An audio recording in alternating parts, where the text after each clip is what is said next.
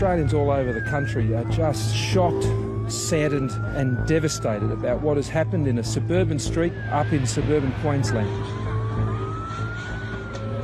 Hannah Clarke seemed to have it all. A loving family, 3 beautiful children, and a passion for fitness. But behind closed doors, her life was a nightmare. In February 2020, her life and the lives of her young children were taken away by the man who was supposed to protect them. You can't comprehend it. No. That's the unfortunate thing is I've always asked that question, why? That's always said, why? Who does that to their kids? Who, That's right. Take away their laughter, their games. Their future. Their future. So, Rowan, we're not going to take you to watch us. He could have been arrested. Instead, police let Rowan Baxter go. The 42-year-old had just breached his domestic violence order and assaulted his estranged wife. But he wasn't initially charged over the attack, so was served a future court date. We won't be objecting to bail or anything like that. Less than 3 weeks later, he killed Ms. Clarke and their 3 children. Hannah Clarke was born on September 8, 1988, in Brisbane, Australia, to Sue and Lloyd Clarke. She had a younger brother, Nathaniel, who everyone called Nat. Hannah adored him, and from the start, she took on a motherly role, even though they were only a couple of years apart. Hannah was full of life.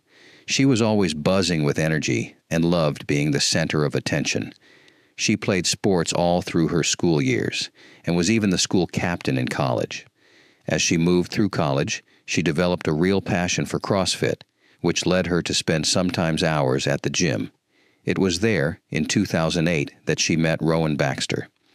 Rowan had just moved to Australia from New Zealand with his wife and young son. At the time, Hannah was only 20 years old, while Rowan was 31. After the two met during the boxing class, it didn't take long for Hannah to start falling for him. She decided to tell her parents about Rowan, but the situation was far from ideal. When Hannah told her parents about him, they weren't thrilled. Sue Clarke, Hannah's mother, never trusted Baxter. She had a strong mother's instinct that told her something was off about him. She found him smug and cocky. Plus, the fact that he was 11 years older than her daughter, who had just barely left her teen years, made her even more uneasy. Rowan wasn't known for his smarts. He famously couldn't remember his 4-digit bank PIN and failed to register his car because no one told him he had to. He was obsessed with going to the gym and his physical appearance. He had large muscles that weren't entirely the result of hard work, as he used steroids to bulk up. Unlike Hannah, who built a successful career as a personal trainer with clients who loved her, Rowan struggled to keep clients. His short temper, which is a side effect of steroid use, often drove them away just as quickly as they signed up. As a result, Rowan cycled through a lot of gyms, as no gym wanted a personal trainer who made their clients uncomfortable or unhappy. And certainly, no gym would keep a trainer who insulted clients on social media, which is exactly what Rowan did. He especially targeted female clients, once commenting on how he had to change the soap in the men's room 3 times, but not once in the women's room. It was already mentioned that Hannah's parents didn't like Rowan at first, but they really tried to give him a chance. They wanted to give him the benefit of the doubt because Hannah loved him, and they didn't want to push her away. But eventually, they started to like him, and were happy for Hannah. Rowan promised her parents that he would leave his wife, who he was still living with even after they were separated. Hannah's parents weren't happy about that situation, but Rowan kept assuring them that it was just a matter of time and that he was staying for the sake of the kid. Finally, he did break off that relationship completely, and Hannah's parents felt relieved. For a brief moment, it seemed like he was following through on his promises.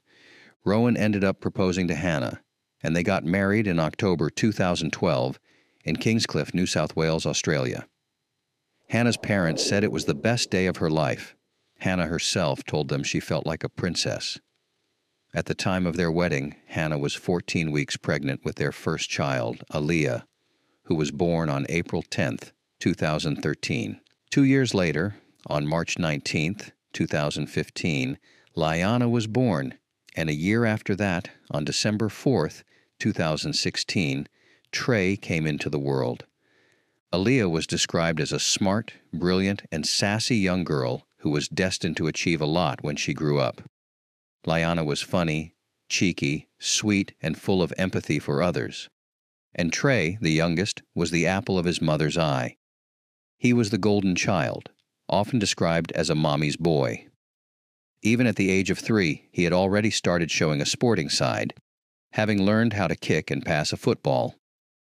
Rowan, likely due to his difficult personality and lack of social skills, was never able to make enough money to support his family, and this left Hannah as the main breadwinner. The couple decided to open a gym together, but they didn't have enough money to get their venture off the ground. Hannah's parents stepped in as financial backers as they wanted to support their daughter's dreams. At the time, in addition to personal training, both Hannah and Rowan worked at a sports shoe retailer. Rowan had pushed for this arrangement, likely because he wanted to keep tabs on Hannah and wanted to know where she was at all times.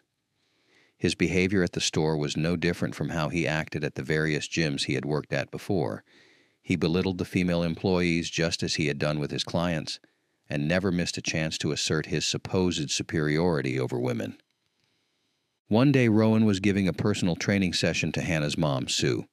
During the session, he intentionally dropped her on her head, which caused her to violently collide with the floor and start bleeding.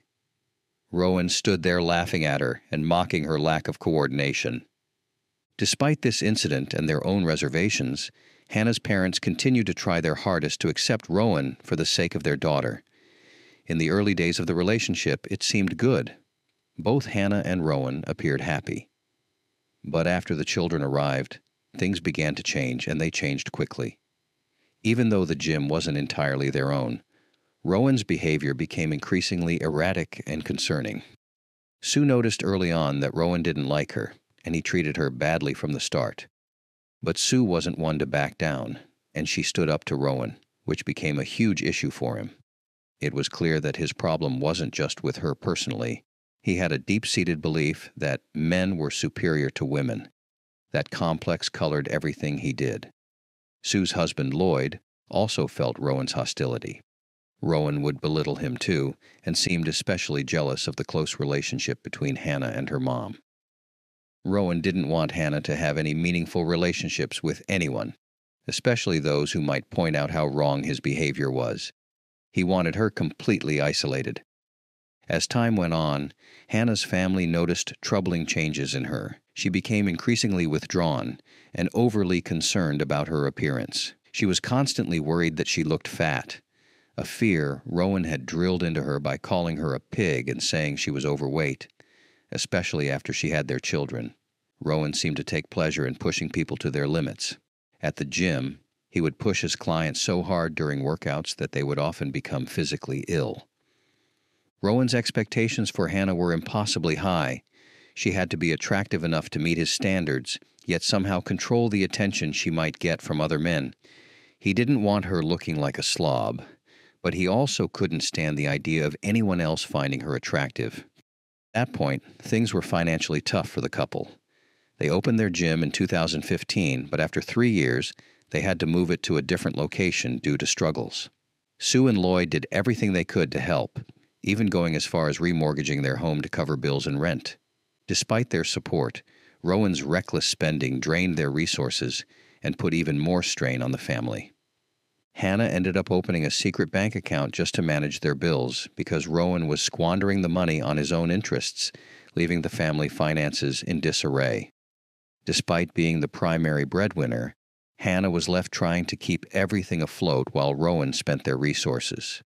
According to Sue, Hannah was considering leaving Rowan shortly after Liana was born. But then she became pregnant with Trey, and Rowan's reaction to having a son made Hannah feel even more trapped. She was sure that Rowan would be determined to keep Trey. But despite her own doubts, Sue and Lloyd began preparing their home for Hannah and the children. Hannah's passion for CrossFit was one of the few bright spots in her life. She competed with a team from the gym, including a close friend, Dave Kramer.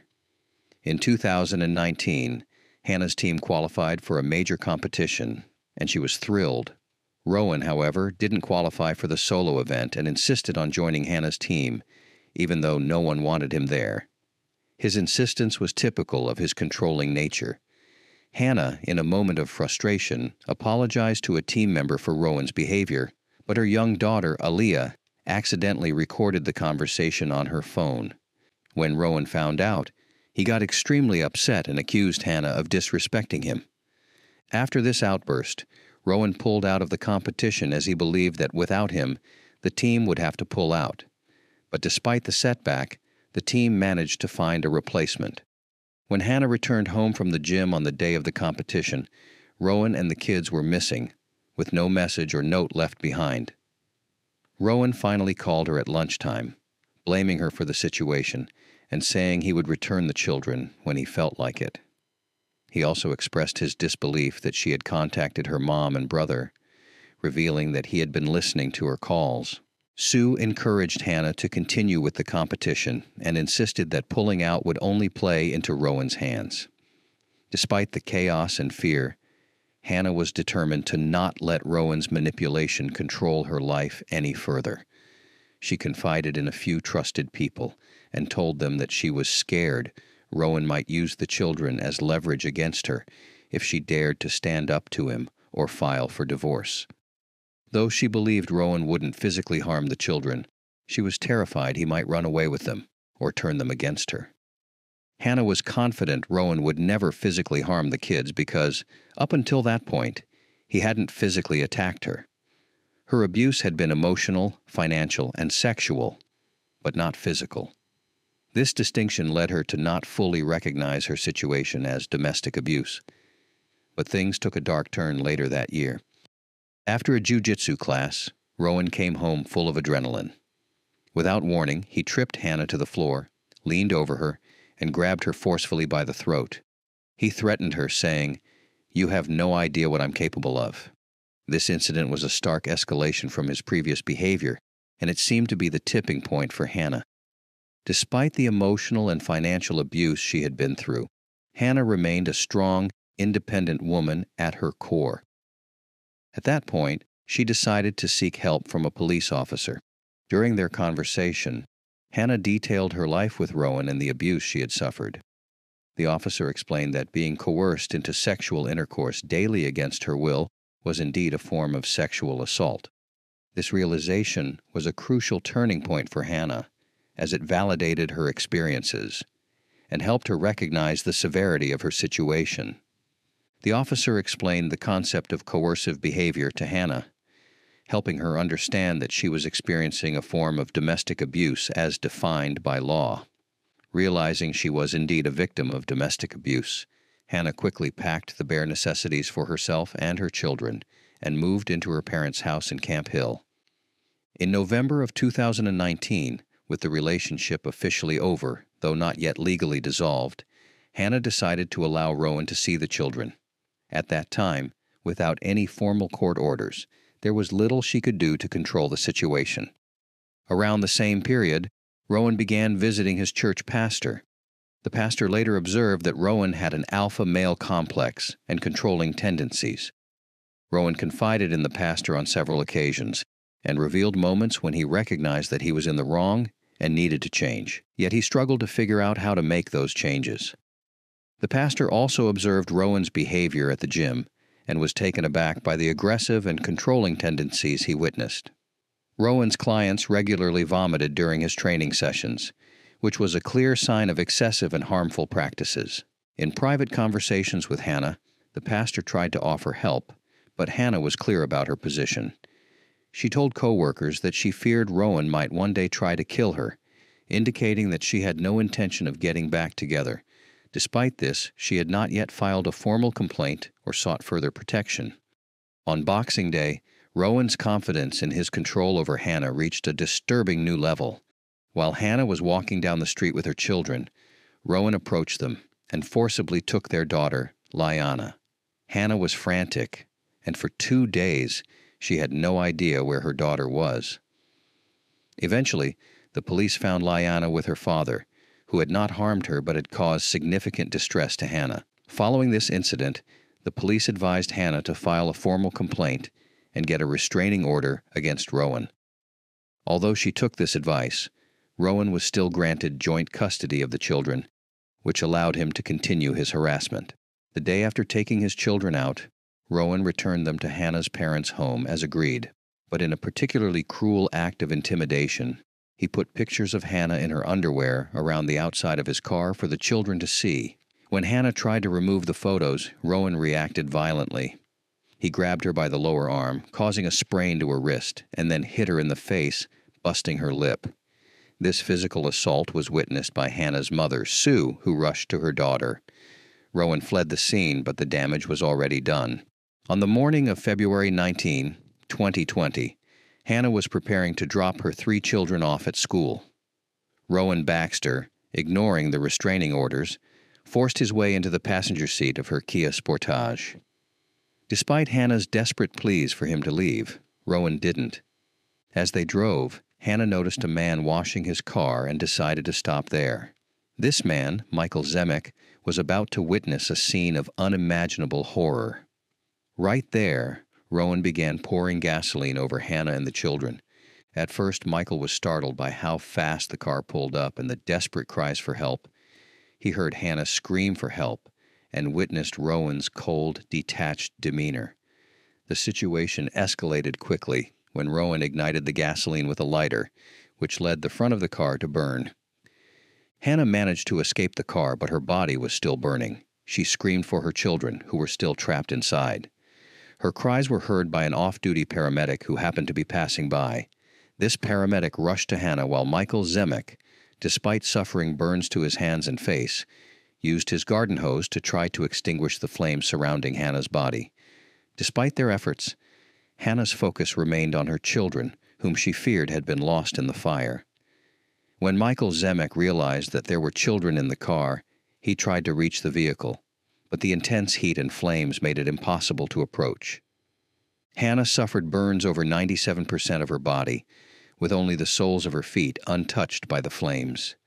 The severity of her injuries was almost beyond comprehension, yet her thoughts remained solely with her children. When the police came, Hannah was unrecognizable. But despite her critical condition, she made sure that the details of the attack and the identity of her assailant were clearly communicated. She identified Rowan Baxter as the perpetrator and confirmed that there was a protection order against him, and provided a detailed description of him and the incident. When the officer asked if Rowan had ever been threatening before, Hannah replied, "Not to me, no." It's a tragic sign of how deep the abuse had run, that even as her life was slipping away, she didn't see it as abuse. Meanwhile, Rowan Baxter, who had suffered severe burns over 80% of his body, was a different story. After managing to escape the burning car, he sat on the roadside while others worked to put out the flames. Instead of showing any concern for his children or making any effort to help, Baxter found a knife he had brought with him and began to guard the car, preventing anyone from reaching the children inside. He even threatened a neighbor who tried to help with a fire extinguisher. He then took his own life by stabbing himself in the chest. Hannah Clarke died in the hospital later that day at the age of 31. Her children, Aaliyah, Liana, and Trey, were aged 6, 4, and 3. After the incident, an inquest was held to figure out what went wrong and how to prevent similar tragedies. People who knew Rowan and Hannah shared their experiences. Nicole, Hannah's friend who had tried to warn the police, expressed her frustration that they didn't act sooner. Hannah's mom, Sue, spoke about how Rowan had mistreated her daughter and even assaulted her. The pastor who had tried to help Rowan also testified, mentioning how he believed Rowan felt no remorse for his controlling behavior. The note found written by Rowan Baxter on January 26, 2020, provides a glimpse into his mindset before the tragedy unfolded. In it, he painted himself as the victim, blaming Hannah for destroying his life and threatening to make her suffer by taking their children away from her. The note's tone and content reveal his distorted perception of victimhood and his intent to cause Hannah emotional pain, suggesting that he may have planned to abduct the children as a form of punishment. Just a few weeks before the horrific events of February 19th, Hannah confided in her friend Nicole about her deep fears for her safety. Nicole, alarmed by Hannah's distress and aware of Rowan's increasingly strange behavior, decided to go to the police to express her concerns. Nicole told the police that she believed Hannah and her children were in imminent danger. Despite Nicole's warnings and her detailed accounts of Rowan's threatening behavior, the police couldn't do anything, as they didn't have solid evidence of a physical threat or an actual crime. On March 9, 2020, Hannah and her children were laid to rest together. We've got each other, so that's our strength. And we've got our boys. You know, we've lost half our family, but we still have the other half, and we've got to be strong for them and for each other. In response to the devastating loss of Hannah Clarke and her children, Clarke's family founded the Small Steps for Hannah Foundation in March 2020. This charity aims to fight domestic and family violence in Australia to prevent incidents like the one that claimed Hannah and her children. On February 23, 2020, over 1,000 people gathered at the Bill Hewitt Reserve in Camp Hill for a public vigil to honor and mourn the family. To commemorate their memory, a section of the reserve was dedicated as Hannah's Place with a sign, a shelter, and newly planted trees. This memorial was officially opened on September 8, 2020, on the day that would have been Hannah's 22nd birthday. Could more awareness have saved Hannah and her children? Or were the warning signs overlooked? Comment down below. If you want more videos like this, please consider dropping a like, subscribe, and hit the notification bell so you don't miss out on more true crime videos. Take care and see you in the next one.